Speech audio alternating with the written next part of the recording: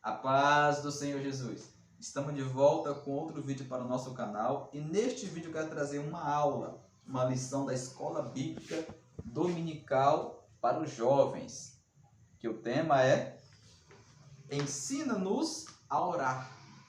Mas a lição é a oração do fariseu e do publicano.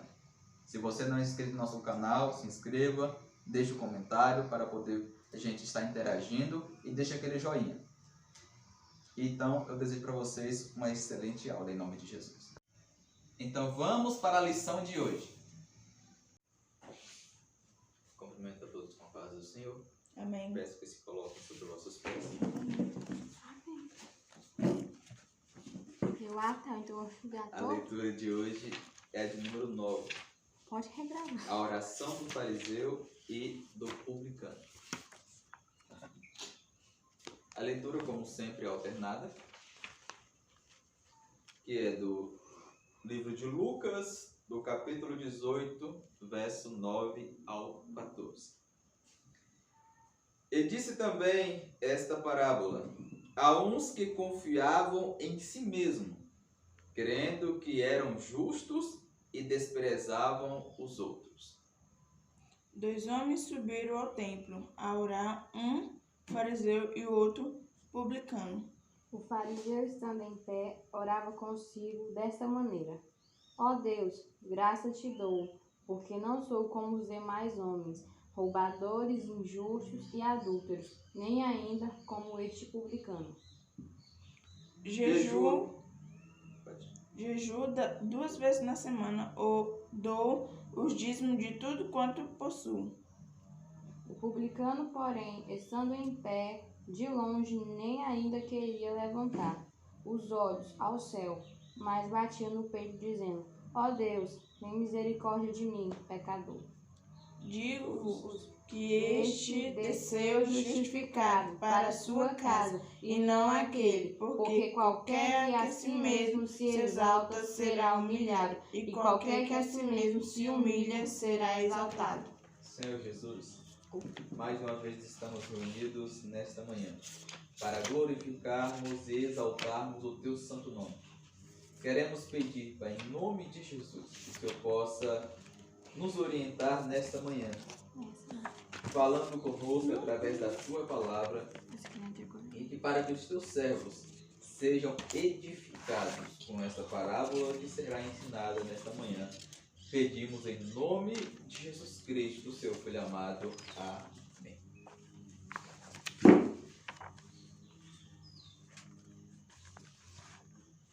Como vemos, a oração do fariseu e do publicano. Nas lições anteriores, aprendemos aqui sobre vários homens, como Abraão, como Moisés, Ana e também Abacuque. E nesses homens nós vemos aqui exemplos de orações que mesmo a lutas e tribulações conseguiram manter um período de oração. Daniel também. E vemos aprender aqui agora algo mais interessante ainda. Lembrando, nos anteriores iremos aprender a forma, a preocupação, o interesse e o diferencial na vida de alguém para poder ser abençoado por Deus, que é a oração. Porém, quando você adquire esse hábito de orar, quando você adquire isso cotidiano na sua vida, é que é algo importante ainda, que eu queremos aprender nesta manhã. A introdução. As parábolas eram amplamente utilizadas por Jesus para ensinar as verdades acerca do reino de Deus. Vamos estudar do fariseu e do publicano. Trata-se de 2 homens que foram ao templo orar. Cada um revelou uma postura completamente distinta da do outro. Um saiu ainda mais imerso em pecado, ou o outro, justificado, voltou para a sua casa. Justificado é quando você tem seu pecado perdoado. Cada oração proferida revelou um perfil completamente distinto do outro. O primeiro, adorador de si mesmo e descomprometido com Deus. O segundo, consciente de sua condição pecaminosa e não merecedora da misericórdia, porém profundamente desejoso de ser alcançado pela salvação. Vemos dois homens no mesmo ambiente, com o mesmo propósito de orar, porém a atitude diferente. O fariseu naquela época pertencia à religião que predominava naquela época. Existiam os fariseus, existiam os saduceus e existiam os escribas. Uns acreditavam na ressurreição, outros falavam que a ressurreição já havia acontecido. Então eles tinham essa certa intriga sobre isso. Até se vocês se lembram, lembra aquela vez que eles chegaram para Jesus e perguntaram: Jesus, existiu uma mulher em que ela se casou com um jovem e ele veio a morrer. Como era na lei, o seu irmão, na sequência, tinha que se casar com ela, porque ele não tinha deixado filhos para poder suscitar a descendência. Assim se casaram, porém, ele também morreu também. Na sequência, o outro irmão se casou com ela e assim morreram todos os 7. Lá no céu, com quem ela irá se casar? Ou seja, era uma estratégia deles pegar Jesus em uma falha, porque eles não criam em ressurreição. Diz, não, lá no céu não vão se casar nem se dão em casamento. Serão todos anjos. Então, ou seja, vemos aqui uma estratégia que eles teve com Jesus, mas Jesus, porém, sabendo da ideia deles, respondeu sabiamente. Tópico 1. A oração do fariseu.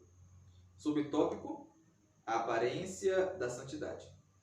Assim que o fariseu chegou ao templo, permaneceu em pé e sozinho, justamente para se não misturar com as demais pessoas, que não eram dignas de sua presença.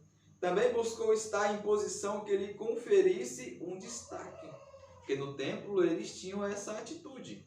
Eles chegavam, levantavam as suas mãos, como tinha aquelas vestes de fariseu e tudo mais, que chamavam a atenção, eles procuravam ficar no lugar de destaque. Na igreja, por exemplo, onde é que a pessoa quer ficar no lugar de destaque? Lá, no altar. Se não chamar ele para o altar, pronto, né?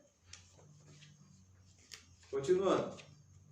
Logo no início falou: não sou como os demais homens. E começou a apontar as falhas dos outros a fim de diminuí-los. Foi buscando sozinho, se exaltando por uma pretensa santidade. Ou seja, na hora que ele conduzia a oração, ele rapidamente esqueceu dos pecados dele, lembrou do pecado do irmão. E começou a estender sua oração. O foco do fariseu não estava em mostrar as suas imperfeições diante da perfeição divina, mas sim em evidenciar o quanto era mais perfeito que a maioria dos homens. Ele orgulhava-se de ter, o seu ver, poucos pecados, permitindo-se mostrar mais santo do que todos os demais. Um contraste com a ardente fala do apóstolo, uma comparação ou de contra, que confessou ser o principal dos pecadores. 1 Timóteo 1,15. O apóstolo Paulo, alguém que deixou 13 cartas no Novo Testamento. O apóstolo Paulo, que teve o privilégio de ser arrebatado ao céu, que fez vários sinais que em situações em que ele não podia ir, ele mandava só o lenço dele e o milagre acontecia. E ele confessou: sou o mais pecador de todos os homens. Então vemos aqui, não importa o quão cheio de poder do Espírito Santo, que possa fazer sinais maravilhas que você seja, não pode de maneira nenhuma se vangloriar com isso. No prefácio dessa parábola, Jesus usa uma palavra para revelar uma grande falha no caráter do fariseu: desprezar. Lucas 18:9, parte B. Esse verbo revela um egoísmo religioso repulsivo, protagonizado por pessoas como o fariseu. Nesse momento, 2 pecados são condenados pelo Senhor: uma confiança indevida em si mesmo e o orgulho em desprezar os outros. Vemos aqui, irmãos, essa é uma falha que ainda permeia nos nossos dias. Que pecado não é somente você matar, roubar ou se prostituir, como a grande maioria imagina. Sabe por que largou essa maneira de viver que antes fazia?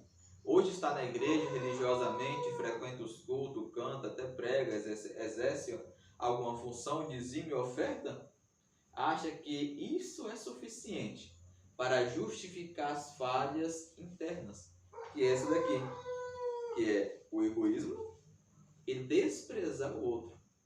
Lembrando, isso acontece às vezes com novos convertidos que chegam na igreja. Eu percebo isso na grande maioria, não somente aqui, mas em vários lugares. A irmã chega, ou o que seja, cheio de defeitos, porque é assim como a gente vê. Aí os que estão aqui há algum tempo, já passou pelo discipulado, já é batizado, acaba desprezando a pessoa que está chegando. E não é a forma correta de agir. Porque se vem lá do mundo, se aceitou Jesus, vai vir cheio de defeito também. Aí cabe com o nosso testemunho de homens e mulheres de Deus ensinar, orientar qual é a conduta dessa pessoa. Para isso temos que ter muita paciência e muito menos desprezar e ser egoísta em se vangloriar. Olha, eu sou melhor do que você porque eu tenho mais tempo. Eu sou melhor do que você porque eu dizimo. Eu sou melhor do que você porque eu oferto. Isso não pode sair da nossa boca como cristão. Subtópico 2. A glorificação do céu. Ao passo que o publicano buscava a misericórdia de Deus e assumia sua condição, a glorificação do eu.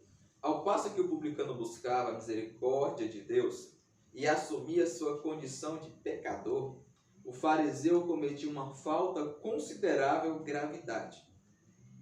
A glorificação do seu próprio eu. Eu vejo aqui também outro exemplo com o apóstolo Paulo. Ao ele contar, testemunhar que ele foi arrebatado ao terceiro céu, eu vi coisas inefáveis que não é lícito aos homens dizer. Ele não chegou falando, eu fui arrebatado. Jesus me arrebatou. Não. Ele foi na terceira pessoa contar esse testemunho. Conheço um homem que na carne ou no espírito, eu não sei, Deus o sabe, que foi levado ao terceiro céu. Ou seja, ele contou como se fosse outra pessoa, mas ele sabia do testemunho porque aconteceu com ele, mas na intenção de não se vangloriar. Se fosse hoje, essa madrugada eu fui arrebatado, eu fui ao terceiro céu e eu vi tanta coisa lá, irmãos. Tanta coisa, aí botava aquela curiosidadezinha, né? Só que eu não posso falar para você.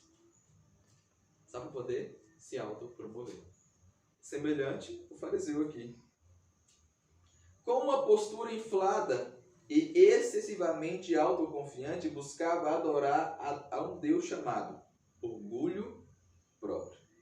Em sua oração de aproximadamente 3 dezenas de palavras, se autopromove 7 vezes.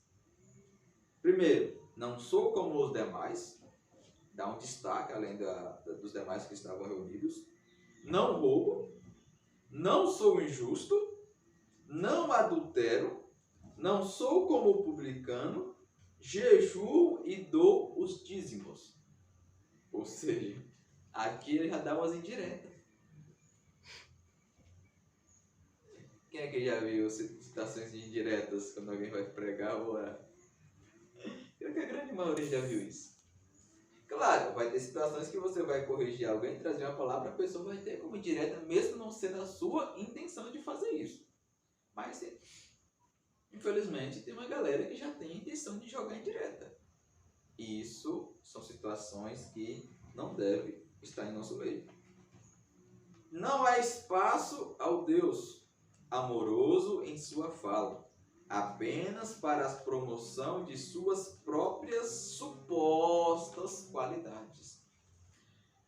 Não sabemos exatamente se ele tinha essas qualidades, porque para essas qualidades terem efeito em nossas vidas, temos que demonstrar o nosso amor com o nosso próximo. Para que isso seja tido como obras mediante a fé, é necessário você não menosprezar o seu irmão. Essa era uma das características daquela época dos fariseus e saduceus. Eles dizimavam, eles ofertavam, eles iam para a igreja. Lembra daquela oferta da viúva? Tinha homens lá que eram empresários, agricultores, pecuaristas, e lá tinha um local onde eles jogavam as ofertas. Eles jogavam em alta quantidade ali. Só você ter uma noção que não importa a quantidade de coisas que você faz para o Senhor, o que vai importar é a qualidade delas. Entenda isso. Existem pessoas que passam a vida na igreja, que estão lá e para cá, correria, mas não tem qualidade nas obras que faz. Aí, infelizmente, vamos ver que não tem muito efeito. E a viúva foi com aquela moedinha que ela tinha, uma dracma. Se fosse converter para os nossos dias, daria mal R$1. E jogou. E Jesus vendo, logo falou, olha só, de todos ali, a oferta que foi aceita foi a daquela viúva. Isso é maravilhoso.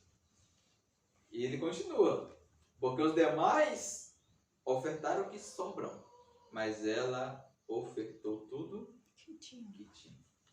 Eu fiz isso uma vez. O meu salário que tinha sobrado, eu ofertei, Deus me abençoou no outro dia. Não, na segunda. Foi no outro dia, foi no domingo, então foi na segunda. Algo maravilhoso que eu até contei para vocês. É importante destacarmos que quando nos inflamos de autoconfiança, desrespeitando o nosso próprio Deus e desprezamos o seu cuidado para conosco, a ação e o cuidado de Deus para as nossas vidas requerem uma postura de completa renúncia de nós mesmos e uma dependência de sua bondade e misericórdia. Uma oração tão cheia de orgulho jamais alcançaria os ouvidos do Pai. Coloca no nosso lugar, vamos fazer uma conjectura aqui.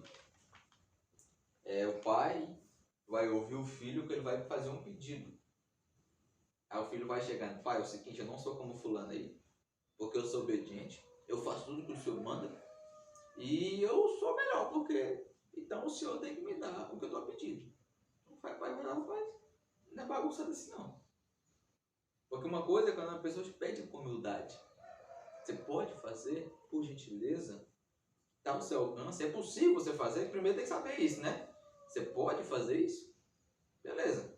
Agora, quando a pessoa não reconhece isso, imagina, eu estou falando isso humanamente, imagina para com Deus. Nós não temos moral nenhuma para poder pedir alguma coisa. Porque a nossa moral com Deus, o tanto de pecado que a gente cometer de falha, a moral está lá embaixo. Então, ao se dirigir a Deus, temos que ter um grande respeito. E foi o que esse fariseu não teve. Subtópico 3. Será humilhado. A oração do fariseu foi, se considerarmos o número de palavras, 7 vezes mais extensa que a do publicano. Além disso, foi construída com a finalidade de apresentar alguém que, aos olhos do autor, deveria ser exaltado. Tal exaltação iniciara já quando o homem procurou estar de pé à frente. Era um ode a si mesmo. Logo se exaltar aqui. Jesus Cristo vai falar isso em outra passagem, sobre que os fariseus pegavam nas praças e esquinas e levantavam suas mãos e começavam a orar. Porém, com a intenção de se autopromover. Que era alguém que orava e buscava. E Jesus vai bater de contra com isso. Que ele vai falar, olha, quando fores orar, entra onde? No teu quarto. No teu quarto, fecha a porta. Não adianta entrar no quarto, deixar a porta aberta e ficar gritando lá dentro para a galera ver que está orando. E ora em secreto, que em secreto teu Pai te recompensará. Então, ou seja, tem as orações em espírito, que é em secreto, claro. Se não tiver ninguém no raio que possa ouvir sua oração, você pode orar falando também. Existem pessoas que têm dificuldade em orar em espírito. E há outras que têm dificuldade em orar falando. Porém, Então, geralmente, quando você ora em espírito, você acaba se confundindo na hora. Então, é bom você orar falando na hora para poder não se perder. Senão, na oração que você for deitar, apresentar o alimento. Senhor, apresenta esse alimento em tuas mãos. Então, cuidado com isso. Então, por isso que a oração em palavras, eu mesmo, geralmente, quando eu vou orar em palavras na igreja, eu consigo ter mais palavras para orar do que em espírito. Mas cada um vai desenvolver a sua experiência de oração com o Senhor.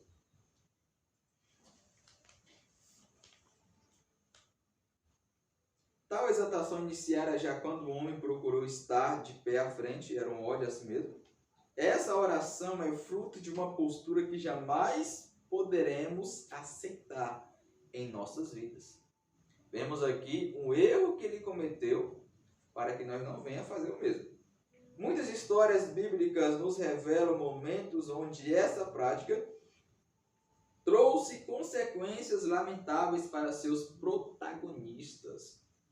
No Antigo Testamento, lembramos de Nabucodonosor, que se auto-exaltou, em Daniel 4, 29 ao 33, Amã, em Esté 6, do 1 ao 12, Absalão, em 2 Samuel 18, 30 ao 33, entre outros homens.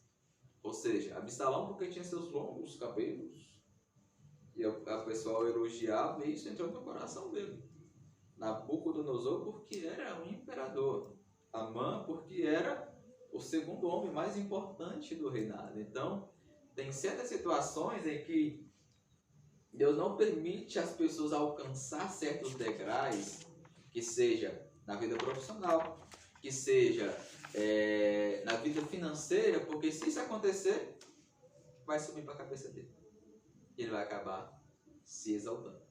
Então, por isso que se vocês quiserem ser abençoados, que seja na vida financeira, que seja no sucesso do trabalho, que seja delegar a ordem ou na igreja algum cargo, a humildade tem que ser um fator culminante para que demonstre que você esteja capacitado para isso. Igual, geralmente, quando havia alguns testemunhos que quando o pastor precisa sair e deixar alguém no lugar dele, aí quando ele lançou o microfone, olha, quem está aqui hoje não é o pastor não, que é eu, então tem que me respeitar. Isso não são coisas que deve fazer. De maneira nenhuma, isso vai criar um bloqueio mental na mente dos ouvintes que não vai dar ouvido no que você for falar ou quem for falar. Irmãos, ele não está aqui hoje, mas me entregou a responsabilidade de pregar hoje, de conduzir o culto, de fazer esse trabalho. Aí sim, o pessoal vai ver que você está com humildade e vai te tratar com humildade também. Mas se for tratar com egoísmo, aí pronto, aí vai desanar tudo. Em nossas trajetórias e experiências, fujamos dessa armadilha terrível, que é o orgulho, e desejamos sempre consciente de que Deus é o nosso refúgio e a nossa fortaleza. Salmos 46, 1. Descansemos nele, que é confiar nele. O texto aqui não pode ser traduzido ou interpretado quando a pessoa ficar só em casa de boa, deitado na rede. Descansa no Senhor. A pessoa, eu vou descansar, eu vou cruzar minhas pernas e deixar as águas rolar. Negativo. Descansar no Senhor é não se desesperar, não se Por exemplo, a pessoa está querendo alcançar alguma coisa e a ansiedade entra no coração que a pessoa fica desesperada de um lado para o outro. Aí o texto se aplica, descansa no Senhor, espera nele. Faça por onde para que isso venha acontecer em sua vida. Então essa é a interpretação correta. O mestre finaliza a parábola enfatizando que uma grande verdade: qualquer que a si mesmo se exalta, será humilhado. E qualquer que a si mesmo se humilhar, será exaltado. Lucas 18, 14. Então, ou seja, se você ver alguém passando por uma humilhação, que seja em casa, que esteja na escola, que esteja na igreja, em qualquer outro lugar, se ela não se desesperar e permanecer em obediência, logo, logo ela será exaltada. Isso é importantíssimo. Isso não tem para onde correr, é bíblico. Então, se vocês, no decorrer da trajetória de vocês, passar por uma determinada humilhação, se lembrem que tem um propósito maior ainda para que Deus possa abençoar a vida de vocês, exaltando. Então, não se esqueça disso. Tópico Tópico 2. A oração do publicano. Vemos aqui o modelo de oração e reprovação do fariseu. Agora vamos ver a oração do publicano. Aí, subtópico 1. Sou um pecador. Os publicanos eram indesejados pelos judeus, pois eram os responsáveis pelo recolhimento dos impostos. Entre alguns conhecidos no Novo Testamento, podemos citar os nomes Mateus e Zaqueu. Muitas vezes eram impedidos de entrar nas sinagogas e no templo e tinham poucas amizades. Já que ninguém queria ser visto em companhia de tais pessoas, porém, o publicano da parábola se encontrava no templo buscando uma experiência com Deus e sentindo profunda distância entre o sagrado e sua vida. Naquela época, como o Império Romano predominava, tinha guerreado e ganhado a guerra, o Império Romano obrigou os israelitas a pagar impostos altos. E quem fazia estas cobranças eram homens judeus, israelitas. Aí, como na mente dos israelitas, os publicanos eram como traidores. Como era da mesma terra, da mesma religião, eram irmãos, como é que cobraria imposto deles? Eles tinham mais aceitação pelo contexto de que um romano viesse de fora cobrar imposto do que os próprios judeus ali. Por isso que falam publicanos. Nos dias de hoje, por exemplo, políticos, que cobram esses impostos altos da gente aí. Porém, a gente não trata eles de forma menosprezando. Mas naquela época, os publicanos tinham isso. Eles eram tratados, olha só, eram até impedidos de entrar na igreja, no templo, na sinagoga. Por quê? Pelo que eles faziam. E quando você falar que era publicano, na mente do judeu, é ladrão. Porque a maioria deles cobrava um imposto alto para se beneficiar. Por isso que eu disse do ladrão. Por exemplo, se era para cobrar 5% de uma determinada renda, eles cobravam 10%. 5% ficava para o Império Romano e 5% para eles. Então, por isso que a maioria deles eram ricos. Porque eles usavam isso. Assim como hoje, existem pessoas que, por ter um certo meio de receber uma certa quantia em um determinado lugar, se ele vê uma oportunidade de se beneficiar, ele faz. Cobra um preço mais alto. E fica com uma certa parte. Tomemos cuidado com isso. Continuando. Assim como o fariseu e o publicano também orava sozinho, porém por um motivo muito diferente.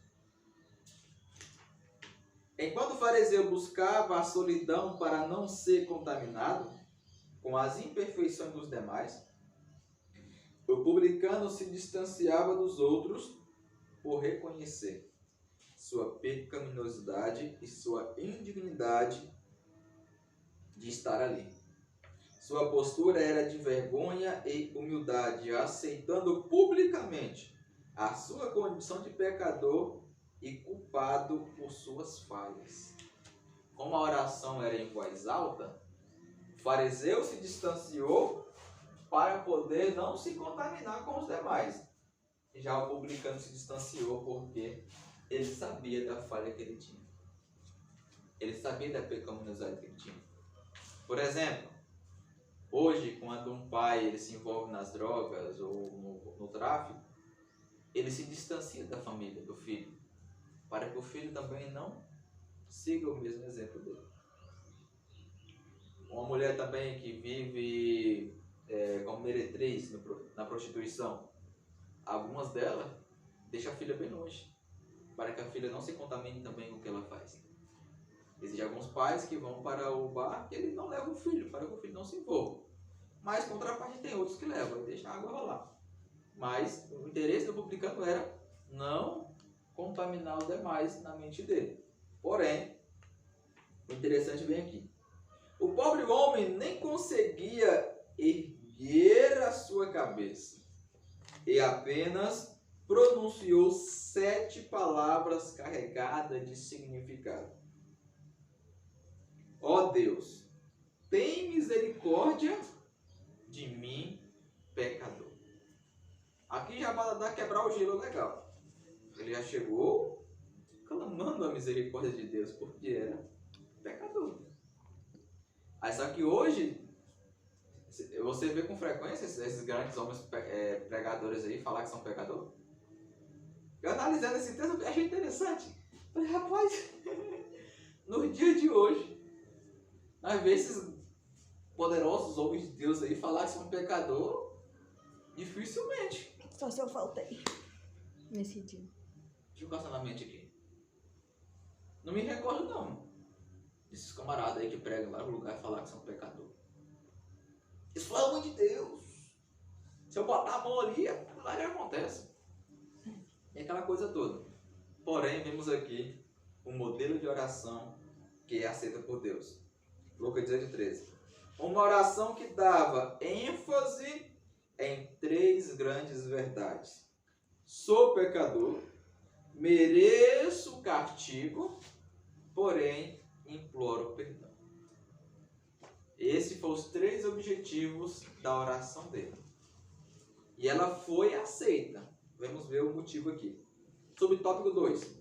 Justificados por Deus. O publicano, ao ouvir falar das verdades divinas, sentiu o seu coração arder. A sua consciência acusava os seus pecados e o levava a um incômodo crescente. Era preciso fazer algo. Enfim, para onde ir? Não havia para onde fugir, nem onde se esconder. Só havia uma possibilidade. Deus. Cá entre nós, você já cometeu alguma coisa que seja pecado contra sua mãe, sua irmã, que você sentiu remorso depois, arrependimento porque fez aquilo? Um peso na consciência? Porque falou ou porque agiu de uma certa forma depois com a consciência pesada? Também já. Isso é o Espírito Santo agindo no nosso coração, para a gente e até a pessoa pedir perdão, se reconciliar. Quando o caso for com Deus, é o caso do publicano. As atitudes que ele tomava, que era o roubo, que isso generalizava ele na sociedade, ele sentiu o peso na consciência. Aí ele chegou no templo tão angustiado que ele não teve coragem nem de olhar para cima. Batia no peito. Sou pecador. Vemos aqui uma das atitudes maravilhosas na vida de alguém. Quando o homem se percebe pecador, tem início o processo que o deixará pronto para ser finalmente salvo. Olha, irmãos, aqui é muito importante. O pecado implica a separação de Deus. Mas quando confessamos o nosso pecado, vivemos uma ação que nos prepara para a libertação e real transformação. Nesse momento estamos prontos para confessar nossas faltas e aceitar o sacrifício de Jesus. E no Filho de Deus nos tornamos filhos de Deus. Olha aqui, quando uma pessoa... O que é o arrependimento? O que é o arrependimento? É quando a pessoa reconhece que está em falha e deixa de fazer. Ela se arrependeu e abandonou o delito.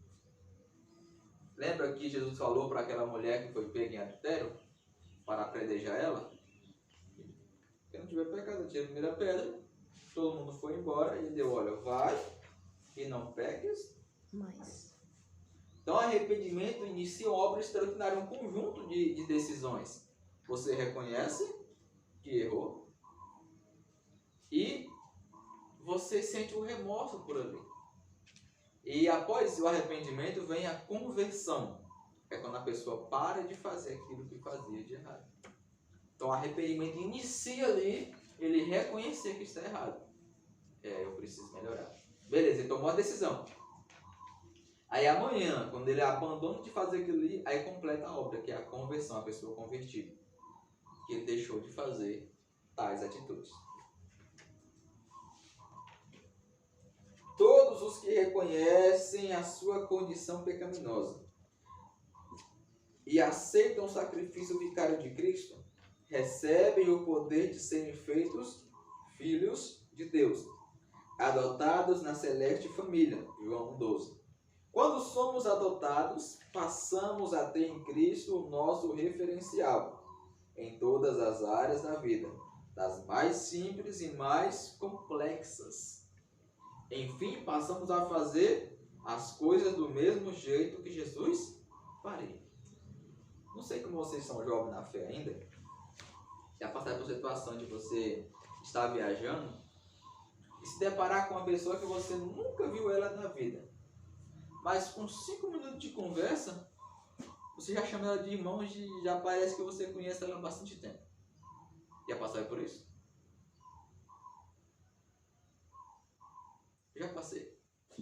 Porque como a igreja é uma família, o padrão de ensinamento que é ensinado aqui, ensinado em todos os lugares que prega o evangelho autêntico. Então, onde quer que você chegar e encontrar uma pessoa cristã desse estilo, ela vai falar as mesmas coisas que você tem aprendido. Vai contar experiências semelhantes. Aí é por isso que dá aquela impressão que você conhece essa pessoa há muito tempo. Da mesma forma, como o camarada se arrepende, aceita Jesus, ele faz parte da família de Cristo. E isso, nós temos que tratar isso como irmãos e irmãs, para que Deus possa nos ajudar a seguir em frente. Aquele desprezado e humilhado publicano, ao fazer sua oração, se derramou diante de Deus. Poucas palavras que foram suficientes para expressar sua real condição e um grande desejo de regenerar-se. Uma bela transformação de um pedido de pecador a um homem justificado por Deus. Ele entrou ali naquele templo, pecador, miserável, com peso na consciência, com fama de ladrão na sociedade. Mas quando ele saiu de lá, ele saiu com o coração aliviado. Deve sentir aquele peso da consciência? Ele saiu justificado dali. Aquela paz de espírito. Não sei se você viu o vídeo daquela menininha pedindo perdão para Jesus na janela. E ela tinha brigado com o irmãozinho dela. Eu estou perdoada, Jesus, do meu pecado? Eu achei lindo aquilo ali. Eu estou perdoada? Aí quando ela sentiu o vento soprar, ela fechou a janela. Eu até chorei naquele dia. Eu tinha aquele vídeo. Estou perdoada. E ela vai sair. Isso é interessante. Por isso que na nossa oração, quando você cometer uma falha, não pode simplesmente: Senhor Jesus, me perdoa pelos seus pecados, em nome de Jesus, amém. E a gente se levanta. Não é bagunçado assim, não. Se ajoelha, se humilha. Sou pecador, sou miserável, eu preciso do Senhor na minha vida, eu preciso da tua graça, eu preciso da sua misericórdia, para que depois você venha fazer o pedido de perdão e no seu coração você tenha a certeza em que Cristo aceitou o seu perdão. Isso é importante. E ele ficou ali orando, porém a humildade que ele tinha foi suficiente que em poucas palavras ele alcançasse o perdão da parte do Senhor. Subtópico 3. Será exaltado. O pobre homem chegou diante de Deus com humildade e reconheceu a sua condição pecaminosa. Não havia espaço para o orgulho, nem para sentimentos altivos. Apenas para o reconhecimento de sua condição pecaminosa e o profundo desejo de ser libertado e transformado, e assim foi, segundo Jesus, esse justificado. Lucas 18,14. Era o dia de iniciar uma nova vida. Ou seja, após ele sair ali do templo, com aquele coração tranquilo, sossegado, limpo, ele decidiu mudar de vida. E lembramos, para você mudar de vida, você precisa mudar quem primeiro? Você. Se você quer mudar o seu irmão, a sua mãe, o seu pai, primeiro, você tem que se mudar. Se você quiser mudar os seus colegas, a sociedade, primeiro a transformação, a mudança tem que partir de você. É o que eu aconselho para as mulheres casadas. Eu aconselho para uma casada que ela falou para mim que passou 10 anos com a campanha campanha, orando, jejuando, para o marido dela se converteu, ela largou e ele ficou. Falei, irmã, mas diz uma coisa, tem algo importante aqui, que não basta só você orar para que ele venha se converter. Não basta fazer campanha, aquela coisa toda, ir para a igreja. Precisa que você seja mudada, transformada e dê exemplo para ele dentro de casa como uma cristã, uma mulher de Deus. Isso sim vai fazer com que ele aceite a Jesus. Então, por isso que vocês têm que entender também isso, para poder mudar alguém. Para poder, e Jesus fala o seguinte, o que vocês quereis que façam para vocês, façais vós primeiro. Isso é importante. Tem que fazer primeiro para que as pessoas venham fazer para você. Continuando. Ele humilhou-se, porém Jesus o valorizou e o exaltou. Ao que se exaltara, restou a reprovação por parte dos que entenderam a mensagem da parábola. E na humildade que nos permitimos desenvolver a nossa dependência da ação divina. Não há maior exaltação do ser humano do que gozar da íntima comunhão com Deus. Desfrutar, a palavra gozar, por mais que tenha um mau sentido na sociedade, é se alegrar, desfrutar, aproveitar. Isso é o sentido da palavra. A glória não deve repousar no homem, mas sim a todo tempo emanar do Pai, e assim ser bênção para todos. Enfim, o Senhor é o nosso pastor. Basta. Salmo 23, 1. Então, ou seja, todo tipo de exaltação que você receber em elogios, que alguém fazer para você, você joga ela para Jesus. Ah, você louva bem. Graças a Deus. Jesus que é maravilhoso. Ah, você prega bem. Jesus é maravilhoso. Ah, você fez... Não, Jesus me capacitou para poder fazer. Então, isso é muito importante. Não vos esqueçam disso. Irmãos, infelizmente nos nossos dias, isso é comum. A parte do fariseu. É um evangelho que é pregado para poder se exaltar. Eu vejo muitos jovens que têm um desejo de ser pregador, e ser pregador eu quero pregar. Porém, a intenção deles é se exaltar. Em suas mensagens, ele encontra outra pessoa também que tem o mesmo desejo ali, e um passa a profecia pro outro, não sei o que, os homens de Deus vai procurar você, aquela coisa toda. Então, tipo assim, todo movimento para se auto-promover. Não somente nas pregações e nos louvores, mas nas orações também. Pega o microfone ali, estufa a voz, engrossa a voz, nós somos homens de Deus, aquela coisa toda. Isso não é interessante. Na conclusão, ao estudarmos as orações presentes na parábola do fariseu e do publicano, podemos perceber duas grandes verdades: o quanto as aparências enganam e quão maravilhosa é a misericórdia de Deus em nossas vidas. As aparências enganam bastante. Por isso que nosso foco não pode estar na aparência de ninguém. Só que, humanamente falando, a gente só olha para a aparência. Aos olhos brilham, se encanta. E quando descobre realmente a personalidade da pessoa, se frustra. Que possamos, ao orar, buscar o Senhor com integridade e sinceridade, confessando nossas falhas, aceitando o sacrifício de Cristo e com alegria celebrar a oportunidade que nos é dada por ser chamados filhos de Deus. Então vemos aqui outro fator importante, que é a humildade quando você for orar e falar com Deus. Que vocês tenham esses dois exemplos guardados na mente de vocês. O exemplo de oração que não deve ser seguido e o exemplo de oração que deve ser seguido. Amém? Vamos para as perguntas. Primeira pergunta.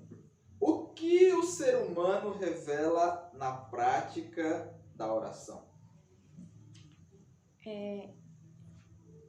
Revela acerca do mundo, de si mesmo e de sua espiritualidade. Exatamente. Você vai revelar em palavras as suas falhas, para que você possa ser alguém mais espiritual. 2.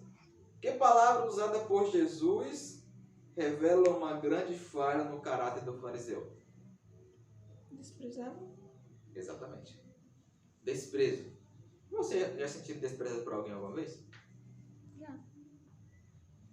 Qual é a sensação? Não é muito legal, não. Essa era a atitude deles. Como foi a atitude do fariseu no templo? Ele ficou sozinho.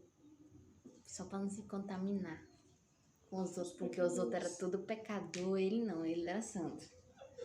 Exatamente. Ele ficou em um local de evidência, mas separado. Para que alguém chegasse lá na porta e visse ele diferente. Ah, rapaz, vai ser advogado. Como foi a atitude do publicano no templo? Reconheceu o seu pecado, que ele era pecador e que ele precisava da misericórdia de Deus. Exatamente. Quem foi... Ah, essa aqui, as crianças tivessem aqui, eles iam saber responder. O publicano. Quem foi justificado? O publicano. Quem foi rejeitado? O fariseu. Quem foi fariseu? Por querer ser o talzão. Exatamente. Então, a paz do Senhor Jesus